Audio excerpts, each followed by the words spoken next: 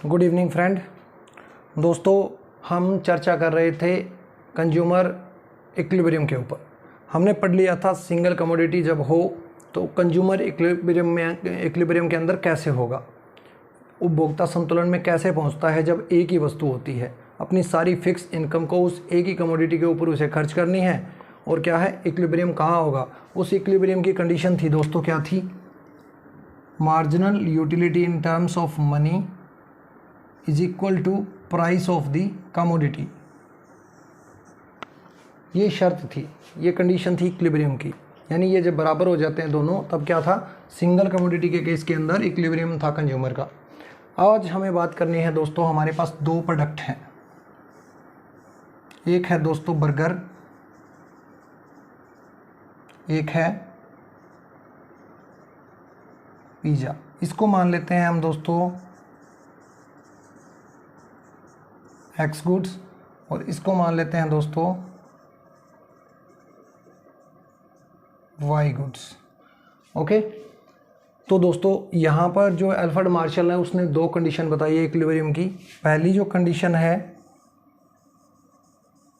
वो कंडीशन क्या है दोस्तों, वो कंडीशन है कि marginal utility of commodity x divide by price of commodity x is equal to होना चाहिए marginal utility of commodity y और प्राइस ऑफ कमोडिटी वाई। ये जो कंडीशन है ये फुलफिल होनी चाहिए दोस्तों एक तो। दूसरी कंडीशन क्या बताई है, दूसरी कंडीशन बताई है दोस्तों law of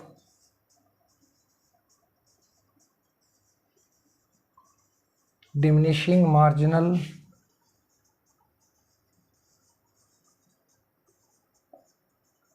utility must be prevail. यानी ये दो कंडीशन है, ये पूरी अगर हो जाएंगी तो एक उपभोक्ता जो है वो संतुलन के अंदर होगा। चलिए एक एग्जांपल की हेल्प से देखते हैं हम कंज्यूमर का इक्विलिब्रियम कहाँ होता है। ओके, सबसे पहले एक शेड्यूल बनाते हैं,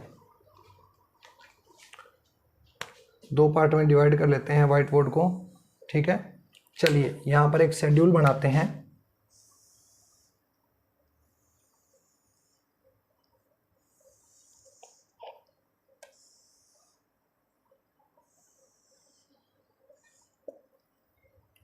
यूनिट्स, बर्गर की यूनिट यहाँ लिख ली। उसके बाद में इसी प्रकार यहाँ पर भी एक टेबल बना लेनी है हमारी को।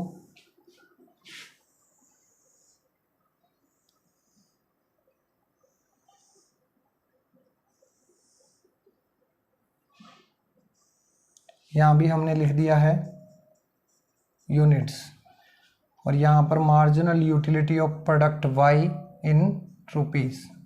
ठीक है, यहाँ पर भी मैं लिख दे रहा हूँ marginal utility of x rupees के अंदर। ठीक है, दूसरी कंडीशन क्या है दोस्तों, मार्जिनल यूटिलिटी ऑफ एक्स, ठीक है, डिवाइडेड बाई पी एक्स, और marginal utility of y divided by p y. Okay, अब यहाँ बात करते हैं दोस्तों, हमारे पास दो प्रोडक्ट थे, कौन कौन सा, एक तो था बर्गर जिसको हमने एक्स कमोडिटी बोला था। उसकी जो पर यूनिट प्राइस है दोस्तों वो क्या है, 1 रुपीज़ है। 1 रुपीज़, एक बर्गर की प्राइस क्या है, 1 रुपीज़ है। यहाँ पर पिज़्ज़ा की बात करते हैं जिसको हमने वाई कमोडिटी माना है। इसकी प्राइस भी क्या है दोस्तों, 1 रुपीज़ पर पिज़्ज़ा है। ठीक है, पर पिज़्ज़ा 1 रुपीज़ है। अब देखते हैं दोस्तों चलिए, हमारे पास जब बर्गर की पहली यूनिट को कंज्यूम करते हैं तो मार्जिनल यूटिलिटी जो है वो हमारे को क्या मिलती है, मान लो 20 मिलती है। दूसरी को कंज्यूम करते हैं तो 18 मिलती है। तीसरी को कंज्यूम करते हैं तो 16 मिलती है। चौथी को कंज्यूम करते हैं तो 14 मिलती है। पांचवी को कंज्यूम करते हैं तो 12 मिलती है। छठी को कंज्यूम करते हैं तो 10 मिलती है। ओके,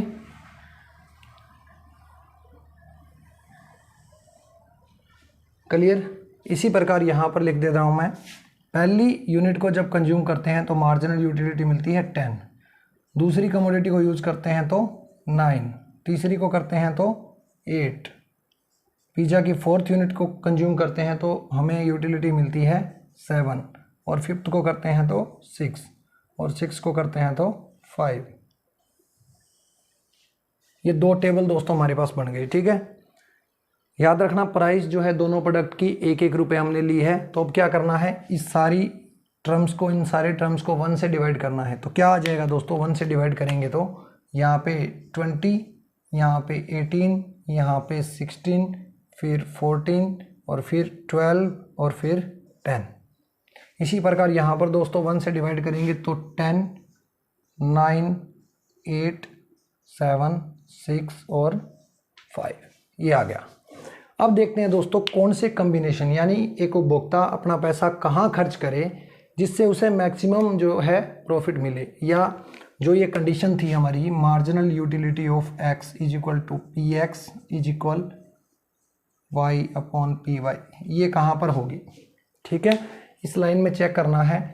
सबसे पहले 20 को चेक करते हैं, यहाँ पर 20 है।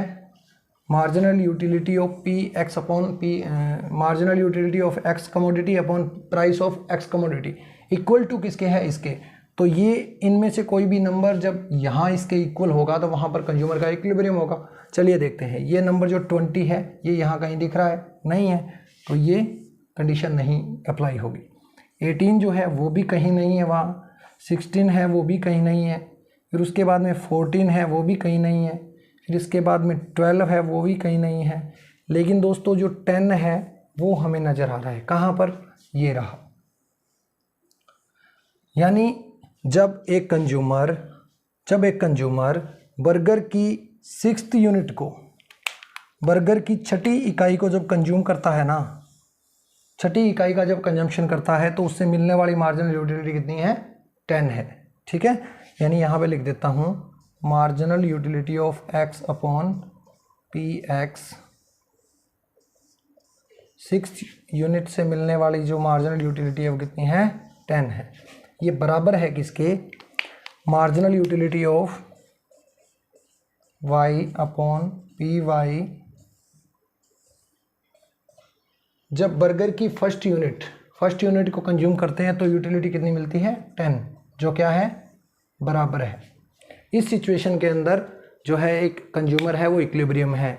यानी इसको लिखेंगे कैसे, इसको लिखेंगे दोस्तों, यहाँ से साफ कर देता हूँ थोड़ा, इसको लिखेंगे दोस्तों कि एक कंज्यूमर जो है वो जब यूनिट ऑफ बर्गर, ठीक है, 6 unit of burger plus 1 unit of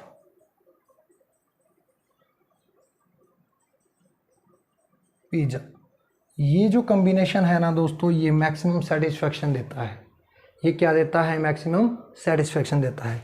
यानी इस पॉइंट के ऊपर marginal utility of x commodity price of x is equal to marginal utility of y commodity price of y commodity बराबर है। कहाँ पर बराबर है, जब एक उपभोक्ता 6 यूनिट बर्गर की कंज्यूम करता है और 1 यूनिट पिज़्ज़ा की कंज्यूम करता है, तब जो है इक्विलिब्रियम के अंदर है, ठीक है।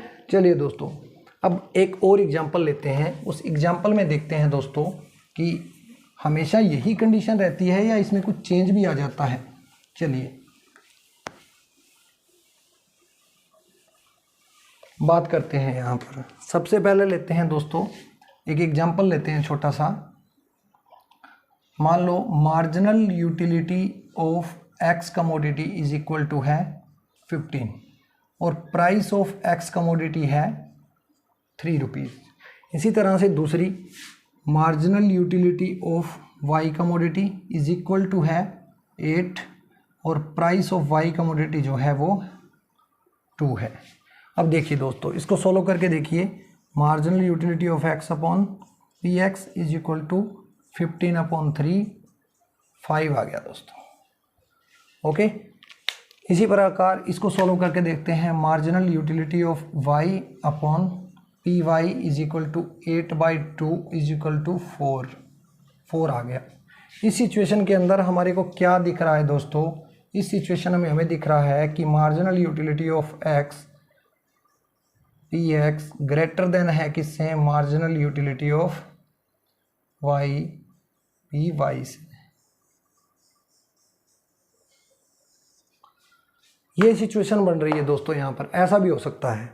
जब ऐसा हो सकता है तो कंज्यूमर को क्या रिएक्ट करेगा, एक जो कंज्यूमर है वो कैसे रिएक्ट करेगा, क्या करना चाहिए उसको कि ये इसमें चेंज हो जाए।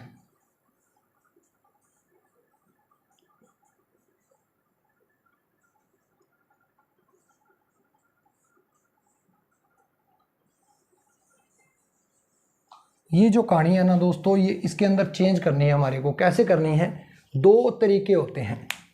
कौन कौन से? पहला तरीका तो ये होता है जी, जिस प्रोडक्ट से हमें सेटिस्फेक्शन ज़्यादा मिल रही है उस प्रोडक्ट की कंजम्पशन को बढ़ा दो।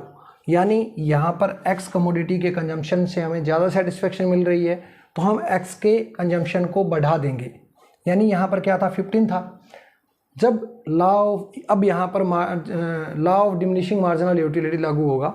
Law of diminishing marginal utility क्या बोलता है दोस्तों? वो ये बोलता है कि जैसे जैसे हम किसी प्रोडक्ट की एक्स्ट्रा यूनिट का कंजम्पशन करते जाते हैं तो उससे मिलने वाली हमें जो यूटिलिटी होती है वो लगातार कटती जाती है। ठीक है, वही यहाँ करना है।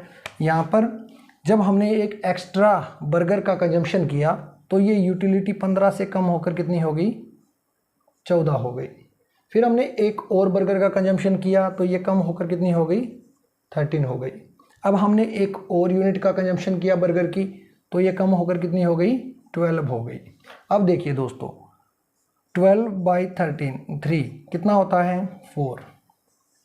यानी कि जब एक्स कमोडिटी के कंजम्पशन से हमें ज़्यादा जिस प्रोडक्ट से हमें ज़्यादा सेटिस्फेक्शन मिल रही होती है उस प्रोडक्ट के कंजम्पशन को बढ़ा दो। उसके बढ़ाने से क्या होगा, उससे मिलने वाली यूटिलिटी कम होने लगेगी। यूटिलिटी जैसे ही कम होने लगेगी तो ये दोनों क्या हो जाएंगी, आपस में बराबर हो जाएंगी। दूसरा क्या था दोस्तों कि आप जिस प्रोडक्ट से आपको यूटिलिटी कम मिल रही है, सेटिस्फेक्शन कम मिल रही है, उसके कंजम्पशन को बढ़ा दीजिए, उसके कंजम्पशन को कम कर दीजिए। यानी कि यहाँ पर हमारे पास दो सॉल्यूशन थे इस सिचुएशन से निपटने के लिए। इस सिचुएशन से यहाँ पहुँचने के लिए हमारे पास दो ऑप्शन है, या तो एक्स कमोडिटी के कंजम्पशन को बढ़ा दो या वाई के कंजम्पशन को कम कर दो। मान लो वाई के कंजम्पशन को जब हम कम करते हैं, जब हम किसी प्रोडक्ट के कंजम्पशन को कम करते हैं तो उससे मिलने वाली यूटिलिटी जो है वो बढ़ने लगती है। मान लो ये क्या हो गया, यहाँ से बढ़ती जाएगी, 9 हो जाएगी, 10 हो जाएगी, 11 हो जाएगी, 12 हो जाएगी। इस तरीके से तब तक बढ़ाते रहो, तब तक उसके कंजम्पशन को कम करते रहो जब तक ये सिचुएशन पैदा ना हो जाए। ठीक है, तो दो केस होते हैं हमारे पास दोस्तों। चलिए एक एग्जांपल और लेते हैं। टू कमोडिटी के केस के अंदर अगर बाय चांस ऐसा हो जाए कि marginal utility of x commodity, price of x, marginal utility of y commodity, price of y commodity, ऐसा हो जाए और इससे हमें कहाँ पहुँचना हो, इससे हमें यहाँ पर पहुँचना हो, marginal utility of x commodity p x is equal to marginal utility of y commodity p y. इस सिचुएशन में अगर हमें पहुँचना हो तो हमारे पास दो रास्ते होते हैं दोस्तों। पहला कौन सा होता है, या तो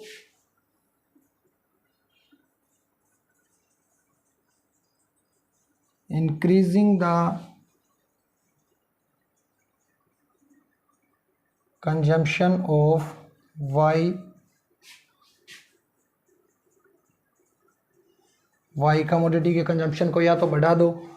दूसरा क्या है, दूसरा ये है दोस्तों कि डिक्रीजिंग द